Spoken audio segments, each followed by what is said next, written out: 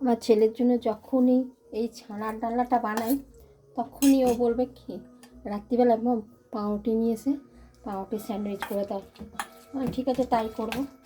তো পাউরুটি নিয়ে এসেছিলাম, 1 পাউন্ড নিয়ে এসেছি, রেখে দিচ্ছি কিছুটা, বাকিটা যে স্যান্ডউইচ বানাবো এটাকে ভালো করে একটুখানি চামচ দিয়ে আর একটুখানি ম্যাশ করে নিচ্ছি। ওর এটা দিয়ে স্যান্ডউইচ খেতে ভীষণ ভালোবাসে।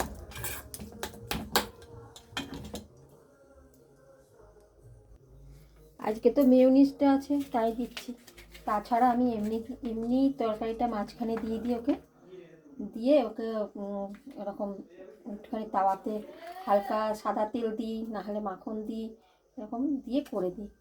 তো আজকে মেয়োনিজটা রয়েছে তো এটা দিয়েই ভাবলাম বানিয়ে দিই, খেতেও ভালো লাগবে।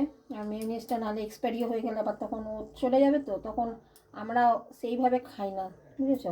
ছেলে এলে পরেই যত এত কিছু রান্না হয়। ওর এবার ছুটি শেষ, ও এবার চলে যাবে কালকে, তা আনন্দে ঠিক আছে বানিয়ে দিচ্ছি। আর প্রথমে বললাম দই বড়া বানাবো, তারপরে বলছে না দই বড়া খাবো না, এই স্যান্ডউইচটাই বানাবো। ঠিক আছে তাই বানাচ্ছি স্যান্ডউইচটা। বলছে তোমার যদি অসুবিধা না হলে বানিও না, তুমি যেটা তোমার মানে সুবিধা হবে সেটাই করো। একটুখানি দিয়ে দিলাম মেয়োনিজ। এবার এই সবজিটা একটু দিয়ে দিচ্ছি, একটা পাউরুটিতে ভালো করে একদিকটায় ভালো করে সাজাবো, বুঝলে। পেঁয়াজ টিয়াজ তো দেওয়া যাবে না, আজকে শনিবার নিরামিষ, এটাই সুন্দর করে বানাতে হবে। আবার আমার ছেলের আর খাবার দাবারের উপরে খুব টেস্ট, জানো তো, একটু মানে বুঝে যায় অল্পতেই যেটাতে কিছু কম আছে, নাহলে কিছু একটা নাই, কি নাই সেটা বলতে পারে না, কিন্তু বুঝে যাবে যে কিছু একটা নাই। দুপুরবেলায় তো ওই তো শুধু এটা দিয়ে, আর তো ওর প্রিয় জিনিস ছিল পোস্ত, ভিন্ডি ডাল, ভিন্ডি ভাজা, ভিন্ডির তরকারিও খায়, ওগুলো দিয়ে খেয়েছে। তা বললো রাত্রিবেলায় তাহলে কী বানাই মা, বললাম তো কী করবো, যেটা বলবি সেটাই করবো, তাহলে তোমার যাতে অসুবিধা না হয় সেরকম কিছু করো। তো একটু চিজও ছিল, চিজটাও তো সেই ও চলে গেলে আর আমরা তো আর খাবো না এগুলো, চিজটাও একটুখানি গুঁড়ো করে দিয়ে দিলাম উপরে। দেখো এবার এই পাউরুটিটাও এতে দিয়ে দিচ্ছি। মাখনটা ঘরে রাখি, আমাদের তো ঘি অত খাই না, মাখনটা রাখি, মাখনটা থাকে, মাখনটা দিয়ে কখনো কখনো আমরা হয়তো যদি আলু সিদ্ধ ভাত খেলাম কি সবজি সিদ্ধ দিয়ে ভাত খেয়েছি, কিছু খাবো সিদ্ধ খাবো, তখন মাখনটা দিয়ে খাই।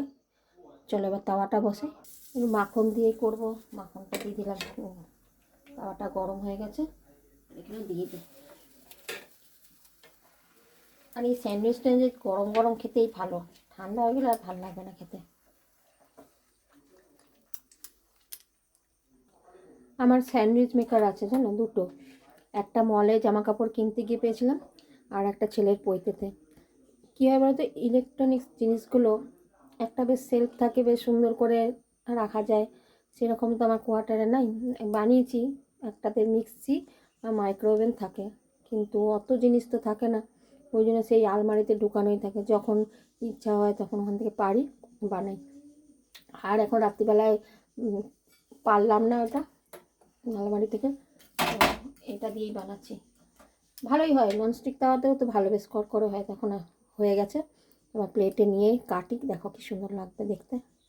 দেখো নাবিয়ে নিয়েছি, এবার ছুরি দিয়ে না কাটবো।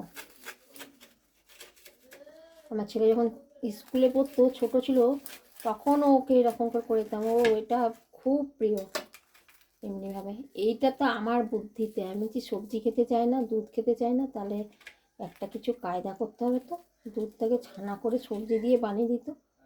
এই দেখো কেমন লাগছে বলো তো, ভালো হয়েছে না?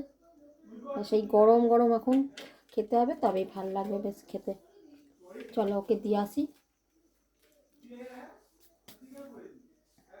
এই দেখো সামনে থেকে নিয়ে এসে ভালো করে দেখাচ্ছি, কেমন লাগছে বলো তো, ভালো হয়েছে। সাথে একটু সস দিয়েছি আর মেয়োনিজ দিয়েছি। চলো তবে আমরা গরম গরম খাই।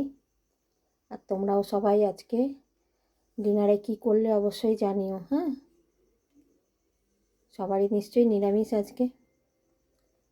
আমার এই মেয়োনিজটা কিন্তু নিরামিষই, আমি দেখেই নিয়ে এসেছি মল থেকে। কেমন হয়েছে জানিও কিন্তু।